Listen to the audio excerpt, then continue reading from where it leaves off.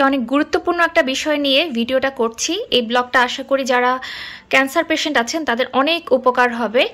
মরণব্যাধি cancer একবার হলে এটা নিরাময় করতে অনেক সময় অনেক কষ্ট, আসলে এটা যার হয় বুঝে যে এটা কত কষ্টদায়ক। তো ক্যান্সার নিরাময় করার জন্য এই করসল পাতাটা খুবই গুরুত্বপূর্ণ ভূমিকা পালন করে, এটা অনেকে ধারণা করে।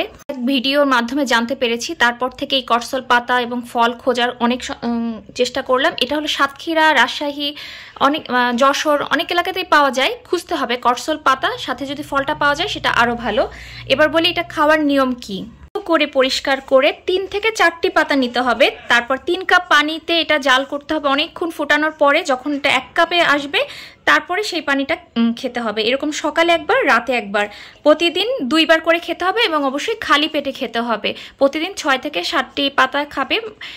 এরকম ভালো করে ফুটিয়ে কিন্তু কমিয়ে আনতে হবে। এটা ছিঁড়ে ছিঁড়ে পাতাটাকে ছিঁড়ে ছিঁড়ে 3 কাপ পানিতে ফুটাতে হবে। তারপরটা 1 কাপ হওয়ার পরে সেই পানিটা খাবে।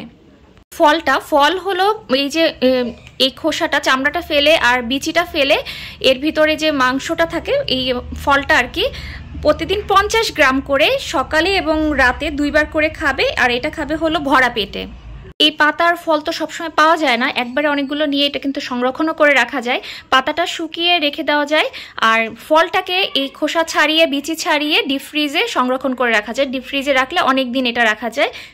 নিয়মিত পাতা এবং ফল যদি সেবন করা যায়, মানে আমরা যেটুকু জেনেছি যে 4 থেকে 6 মাসের মধ্যে রোগ নিরাময় হয়।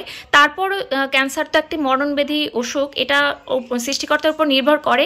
কিন্তু প্রাথমিক পর্যায়ে যদি এটা ধরা পড়ে, শনাক্ত করা হয় ক্যান্সার একদম প্রথম ফার্স্ট স্টেজে থাকে, তাহলে কিন্তু একদম 4 মাসের ভিতরে এই ফলটা সেবনে আশা করা যায় অনেকেরই ভালো হয়ে যায়। তারপরও সবার উপরে রোগ নিরাময়ে কিন্তু সৃষ্টিকর্তার উপর নির্ভর করে। সৃষ্টিকর্তা চাইলে কি না সম্ভব, দেখা যাবে যে কেমন লাগছে না, এই করসল পাতাতে একটা মানুষ সুস্থ হয়ে যাচ্ছে। তো অনেক উপকারী একটা পাতা এবং ফল, এটা আমার মনে হলো এই ভিডিওটা অনেকেরই জানা নেই। যারা আছেন এই ফল আর পাতা সেবন করে দেখতে পারেন, 4 থেকে 5 মাসের মধ্যে অনেকটাই নিরাময় হতে পারে। তারপর সবকিছু সৃষ্টিকর্তার উপর নির্ভর করছে।